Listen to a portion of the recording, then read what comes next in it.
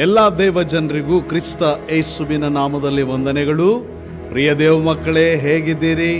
ನಾನು ನಂಬ್ತೇನೆ ದೇವರು ನಿಮ್ಮನ್ನು ಉತ್ತಮವಾಗಿಟ್ಟು ತನ್ನ ಗಾಯವುಳ್ಳ ಕರದಲ್ಲಿ ಭದ್ರವಾಗಿ ನಡೆಸ್ತಾನೆಂಬುದಾಗಿ ನಾನು ಕರ್ತನಲ್ಲಿ ಬಲವಾಗಿ ನಂಬುವನಾಗಿದ್ದೇನೆ. ನಾನು ಕ್ರಿಸ್ತನಲ್ಲಿ ಸೇವಕ ಪ್ರಸನ್ನ ಕುಮಾರ್. ಬನ್ನಿ ಈ ದಿನ ಒಂದು ವಿಷಯವನ್ನ ಧ್ಯಾನಿಸಿಕೊಳ್ಳೋಣ.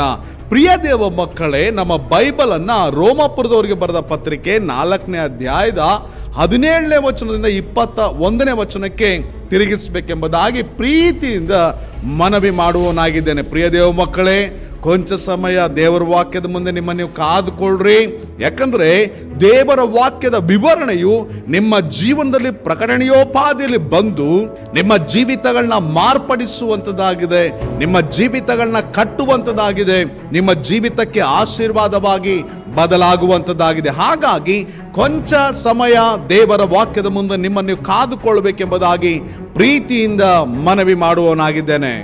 ರೋಮ ಪತ್ರಿಕೆ 4ನೇ ಅಧ್ಯಾಯದ 17ನೇ ವಚನ, ನಾನು ನಿನ್ನನ್ನು ಅನೇಕ ಜನಾಂಗಗಳಿಗೆ ತಂದೆಯಾಗಿ ನೇಮಿಸಿದ್ದೇನೆ ಎಂದು ಬರೆಯಲ್ಪಟ್ಟ ಪ್ರಕಾರ ದೇವರು ಸತ್ತವರನ್ನು ಬದುಕಿಸುವವನಾಗಿಯೂ ಇಲ್ಲದನ್ನ ಇರುವುದಾಗಿ ಕರೆಯುವವನಾಗಿಯೂ ಆಗಿದ್ದಾನೆಂದು ದೇವರ ಮುಂದೆ ಅಬ್ರಹಾಮನು ನಂಬಿದ್ನು ಎಂಬುದಾಗಿ ವಾಕ್ಯ ಹೇಳ್ತದೆ. ನೋಡ್ರಿ, ಅಬ್ರಹಾಮನ ನಂಬಿಕೆ ಏನಾಗಿತ್ತಂತೇಳಿ ಒಂದ್ಸಾರಿ ನೀವು ಆಲೋಚನೆ ಮಾಡ್ರಿ.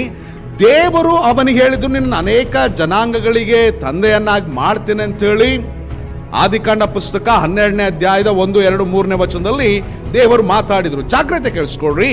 ಆ ವಾಕ್ಯ ಹೇಳುವಾಗ ಅವನದನ್ನ ಹೇಗೆ ನಂಬಿದ್ನಪ್ಪ ಅಂದ್ರೆ, ಆ ವಾಕ್ಯ ಹೇಳಿದ್ದಾರೆ ಅದನ್ನ ಅಷ್ಟೇನ ನಂಬಬೇಕು, ಆ ರೀತಿ ನಂಬಲಿಲ್ಲ. ಹೇಗೆ ನಂಬಿದ್ನಂತೆ? ಜಾಗ್ರತೆ ಕೇಳಿಸ್ಕೊಳ್ರಿ, ಜಾಗ್ರತೆ ಕೇಳಿಸ್ಕೊಳ್ರಿ. ಇಂದು ನಾವು ಅಬ್ರಹಾಮನಿಂದ ಕಲಿಯುವಂತ ನಂಬಿಕೆಯ ಪಾಠ ಇದಾಗಿದೆ. ಪ್ರಿಯ ದೇವ ಮಗುವೆ, ಅವನು ಹೇಗೆ ನಂಬಿದ್ನಂತೆ? ದೇವರು ಸತ್ತವರನ್ನ ಬದುಕಿಸುವವನಾಗಿಯೂ ಇಲ್ಲದನ್ನ ಇದ್ದ ಹಾಗೆ ಕರೆಯುವವನಾಗಿಯೂ ಇದ್ದಾನಂತೇಳಿ ನಂಬಿದ್ನಂತೆ. ಅರೆ, ನಂಬೇಕಾಗಿದ್ದೇನು?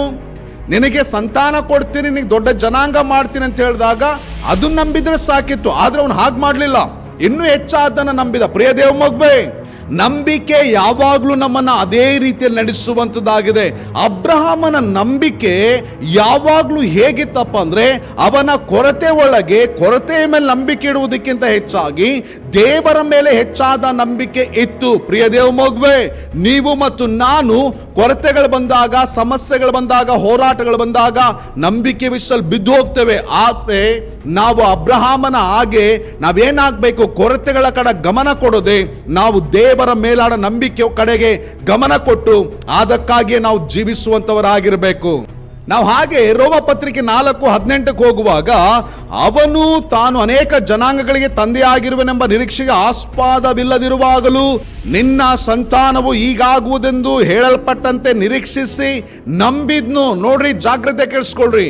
ಅವನ ಜೀವನದಲ್ಲಿ ಅವನು ನೋಡಿದಂತೆ ದೇವರು ಹೇಳಿದಂತ ಯಾವ ಸಂಗತಿಗೂ ಆಸ್ಪದ ಇರಲಿಲ್ಲಂತೆ. ಆಸ್ಪದ ಅಂದ್ರೆ ಗೊತ್ತಾ? ಮಾರ್ಗ ಇರಲಿಲ್ಲಂತೆ. ದೇವರು ಹೇಳಿದ ಹಾಗೆ ಈ ಮಾಂಸದ ಕಣ್ಣುಗಳು ನೋಡುವಾಗ, ಈ ಮಾಂಸದ ಕಣ್ಣುಗಳು ಅಲ್ಲಿ ತನಕ ಏನ್ ನೋಡ್ಕೊಂಡ್ ಬಂದಿತ್ತು? ಈ ಮಾಂಸದ ಕಣ್ಣಿಗೆ ಯಾವುದೆಲ್ಲ ಗೊತ್ತಿತ್ತೋ ಆ ರೀತಿಯಲ್ಲಿ ನೋಡುವಾಗ ಖಂಡಿತವಾಗಿಯೂ ಸಹ ದೇವರು ಹೇಳಿದ ಹಾಗೆ ನಡೀಲಿಕ್ಕೆ, ದೇವರು ಹೇಳಿದ ಹಾಗೆ ಆಗ್ಲಿಕ್ಕೆ ಸ್ವಲ್ಪ ಸಹ ಅವಕಾಶ ಇರಲೇ ಇಲ್ಲ. ಅಂದ್ರೆ ಆಸ್ಪದ ಇರಲೇ ಇಲ್ಲ ಅಂತೇಳಿ ವಾಕ್ಯ ಮಾತಾಡ್ತದೆ.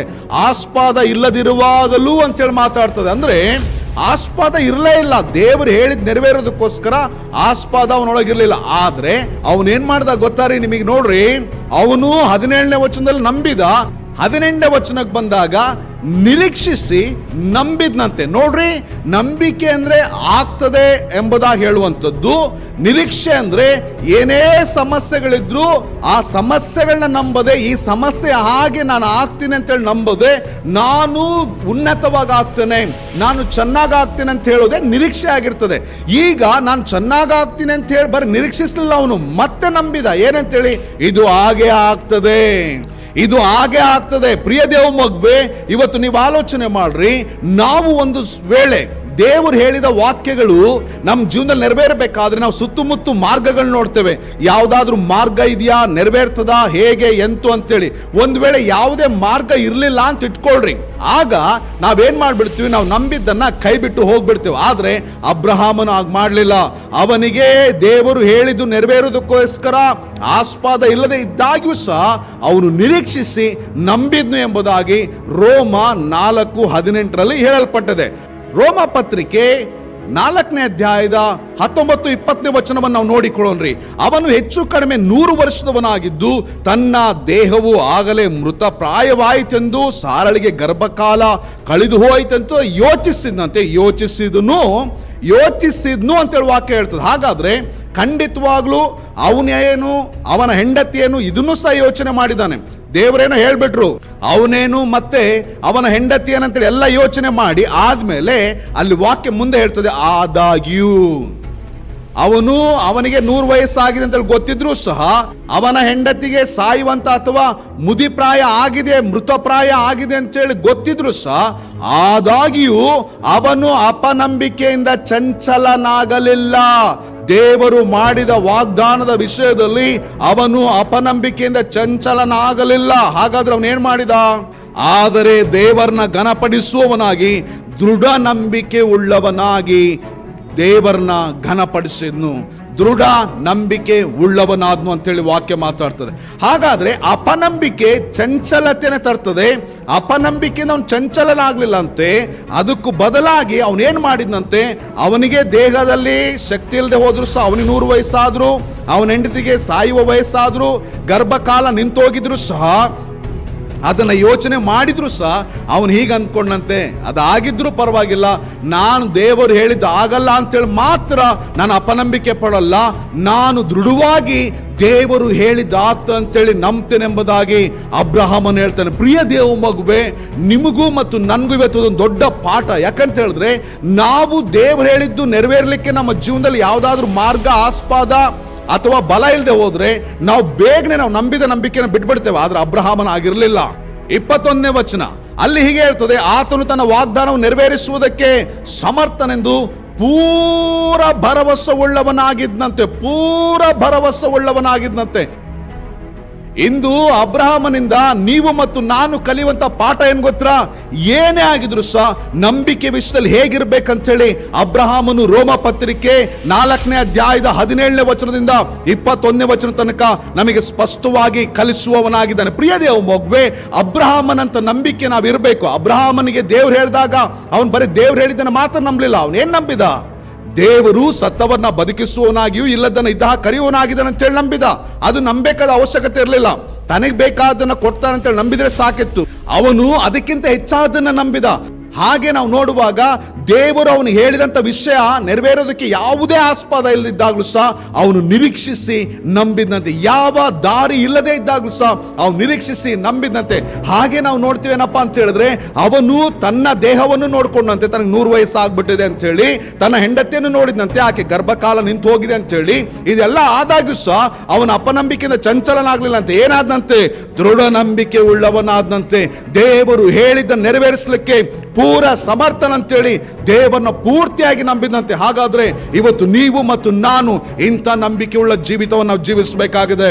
ನಮ್ಮ ಪರಿಸ್ಥಿತಿಗಳನ್ನೆಲ್ಲ ನಾವು ನಂಬಬೇಕಾಗಿದ್ದು, ನಮ್ಮ ಕೊರತೆಗಳನ್ನೆಲ್ಲ ನಾವು ನಂಬಬೇಕಾಗಿದ್ದು, ನಮ್ಮ ಬಲಹೀನತೆಗಳೆಲ್ಲ ನಾವು ನಂಬಬೇಕಾಗಿದ್ದು, ನಮ್ಮ ನಿಂದೆ ಅಪಮಾನಗಳೆಲ್ಲ ನಾವು ನಂಬಬೇಕಾಗಿದ್ದು. ನಾವು ನಂಬಬೇಕಾಗಿದ್ದು ದೇವರು ನಮಗೇನು ಹೇಳಿದ್ದಾನೆ, ದೇವರು ನಮಗೇನು ಮಾಡ್ಲಿಕ್ಕಿದ್ದಾನೆ, ದೇವರು ನಮ್ಮನ್ನು ಹೇಗೆ ನಡೆಸ್ತಾನೆ, ಆ ವಿಷಯಗಳನ್ನ ನಾವು ನಂಬುವಾಗ ನಾವು ಲೋಕದಲ್ಲಿ ಅಬ್ರಹಾಮನ ಹಾಗೆ ಶ್ರೇಷ್ಠವಾದ ವಿಶ್ವಾಸ ಜೀವಿತವನ್ನ ಜೀವಿಸಿ, ಅಬ್ರಹಾಮನು ಹೇಗೆ ನಮಗೆ ಪಾಠವಾಗಿದ್ದಾನೋ ನಾವು ಇತರರಿಗೆ ಪಾಠವಾಗ್ಲಿಕ್ಕಿದ್ದೇವೆ.